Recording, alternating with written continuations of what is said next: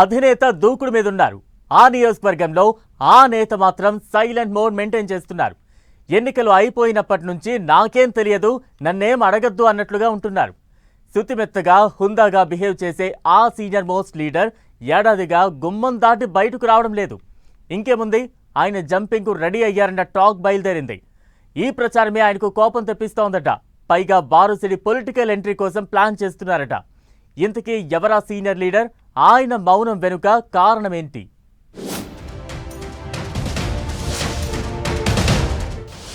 ఆ YCP senior నేత అందుకే గుమ్మం దాటట్లేదా? ఓటమి తరువాత సైలెంట్ మోడ్లోనే ధర్మాన.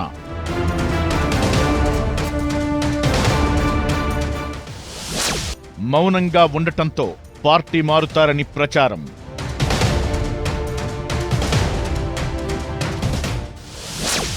ధర్మాన కుమారుడి పొలిటికల్ ఫ్యూచర్పై ఫోకస్ పెట్టారా? Dharmana Prasadarao senior most non controversy leader. పైగా ఉమ్మడి శ్రీకాకుళం జిల్లాలోనే కాదు, తెలుగు రాష్ట్రాల పాలిటిక్స్ లో పరిచయం అక్కర్లేని పేరు. నేదురుమల్లి జనార్దన్ రెడ్డి మొదలు వైఎస్ జగన్ వరకు అనేక మంది సీఎంల కేబినెట్లో కీలక శాఖలు నిర్వహించారు. 4 దశాబ్దాల సుదీర్ఘ రాజకీయ చరిత్ర కలిగిన ధర్మాన హోదా, స్థాయి, గౌరవానికి తగ్గట్లుగా సాదాసీదాగా హుందాగా పనిచేసుకుంటూ వెళుతుంటారు. అయితే వైసీపీ ఓటమి తరువాత ధర్మాన పూర్తిగా సైలెంట్ మోడ్లోకి వెళ్లిపోవడం చర్చనీయాంశమవుతోంది.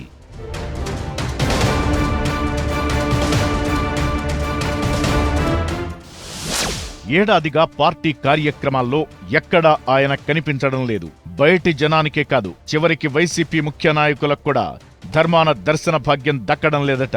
అయితే కొత్త ప్రభుత్వానికి కాస్త టైం ఇవ్వాలి, ప్రతి అంశంలో విమర్శలు చేయకూడదని మొదట్లో ధర్మాన చెప్పడంతో క్యాడర్ లీడర్లు కూడా కరెక్టే కదా అనుకున్నారట. కానీ ఏడాదైనా నో కామెంట్ అంటూ సైలెంట్ మోడ్లో ఉండటంతో ఆయన మదిలో ఏముందో అర్థం కాక క్యాడర్ అయోమయంలో ఉందట.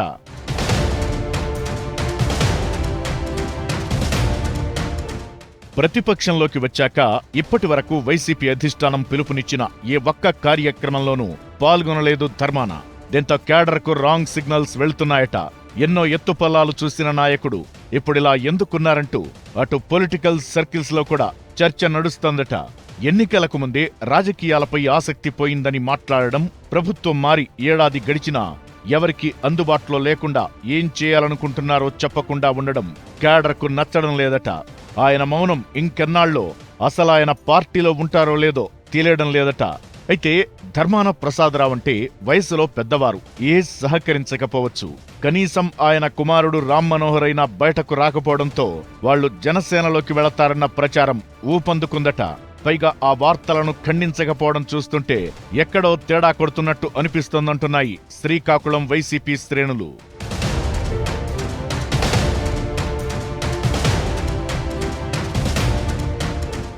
ధర్మాన ప్రసాదరావు జనసేనలో చేరుతున్నారని ప్రచారం సాగుతోంది. అంతకుముందు టీడీపీలోకి వెళతారని ప్రచారం సాగింది. దానికి కారణం ఆయన వైసీపీతో అంటి ముట్టనట్టుగా ఉండడమేనని అంటున్నారు.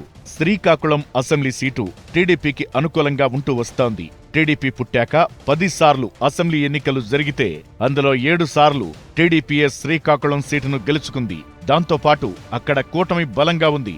ఈ క్రమంలో వైసీపీ బలహీనంగా కనిపిస్తోందని అంటున్నారు. అందుకే ఆయన కుమారుడు ఫ్యూచర్ కోసం ధర్మాన ఆలోచిస్తున్నారని ప్రచారం సాగుతోంది. అయితే పార్టీ మారుతారన్న ప్రచారంపై కూడా ధర్మాన కలత చెందుతున్నారట. తాను రాజకీయాల్లో ఉన్నంతకాలం వైసీపీలోనే ఉంటానని సన్నిహితులతో చెబుతున్నారట. అయితే ప్రజెంట్ పాలిటిక్స్ లో కొనసాగడం ఆయనకు ఇష్టం లేదని అంటున్నారు. 4 దశాబ్దాలకు పైచిలుకు రాజకీయ జీవితం చూసిన ఆయన ఇక తాను రెస్టు తీసుకుందామని ఆలోచిస్తున్నారట. అయితే పార్టీ మారుతారన్న ప్రచారంపై పెద్ద ఆయన నొచ్చుకున్నారని చెబుతున్నారు ఆయన అనుచరులు. సేమ్ టైం కుమారుడి పొలిటికల్ ఎంట్రీపైనే ఫోకస్ పెట్టారంటున్నారు. అయితే ధర్మాన తనయుడు వైసీపీలోనే ఉంటారా లేక తనకు నచ్చిన పార్టీని ఎంచుకుంటారా అన్నదే వేచి చూడాలి.